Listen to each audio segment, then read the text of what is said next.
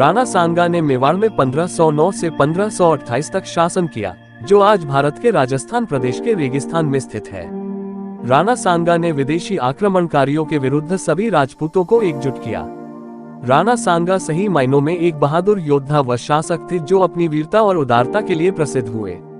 उनके 4 पुत्र थे, जिनके नाम रतन सिंह द्वितीय, उदय सिंह द्वितीय, भोजराज और विक्रमादित्य सिंह थे। ऐसा भी माना जाता है कि राणा सांगा की कुल मिलाकर 22 पत्नियां थी, परंतु इसकी पुष्टि नहीं होती है। 1509 में 27 वर्ष की उम्र में वे मेवाड़ के शासक बने।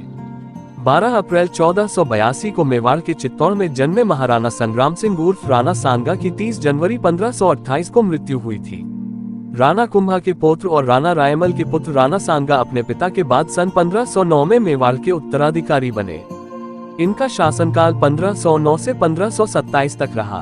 राणा सांगा ने इब्राहिम लोधी, बाबर, महमूद खिलजी इस्लामिक शासकों के साथ युद्ध लड़कर अपनी मातृभूमि की रक्षार्थ बलिदान दे दिया था। आओ जानते हैं राणा सांगा के बारे में अद्भुत तथ्य। राणा सांगा के प्रमुख युद्ध: 1. खतौली का युद्ध 1517 बूंदी। 2. बाड़ी या बारी का युद्ध 1518 धौलपुर। 3. गागरोन का युद्ध 1519 झालावाड़। 4. बयाना का युद्ध 16 फरवरी 1527 भरतपुर। 5. खावना का युद्ध 17 मार्च 1527 भरतपुर। राणा सांगा सिसोदिया राजवंश के सूर्यवंशी शासक थे। ये पहली बार ऐसा था जबकि उन्होंने विदेशी आक्रमणकारियों के खिलाफ सभी राजपूतों को एकजुट कर लिया था। उन्होंने दिल्ली, गुजरात, मालवा के मुगल बादशाहों के आक्रमणों से अपने राज्य की बहादुरी से रक्षा की थी। राणा सांगा ने इब्राहिम लोधी, महमूद खिलजी और बाबर के खिलाफ कई लड़ाइयां लड़ी थी। उन्होंने सभी को धूल चटाई थी। युद्ध में उनके शरीर पर लगभग 80 घाव हो गए थे, फिर भी वे लड़ते रहे। उनकी एक आंख, एक हाथ और एक पैर क्षतिग्रस्त हो गया था। इसके बावजूद वे लड़ने जाते थे। उनके घावों के कारण उन्हें मानवों का खंडहर भी कहा जाता था। खातौली के युद्ध में महाराणा सांगा का एक हाथ कट गया और एक पैर ने काम करना बंद कर दिया था।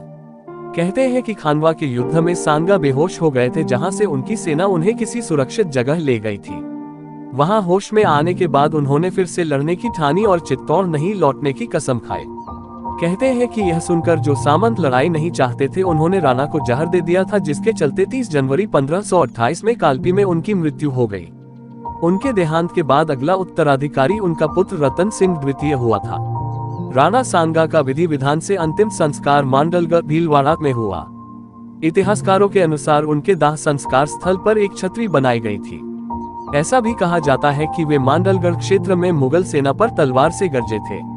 युद्ध में महाराणा का सिर अलग होने के बाद भी उनका धड़लड़ता हुआ वीरगति को प्राप्त हुआ। कहते हैं कि युद्ध में महाराणा का सिर मांडलगढ़ भीलवाड़ा की धरती पर गिरा, लेकिन घुड़सवार धड़लड़ता हुआ चावंडिया तालाब के पास वीरगति को प्राप्त हुआ।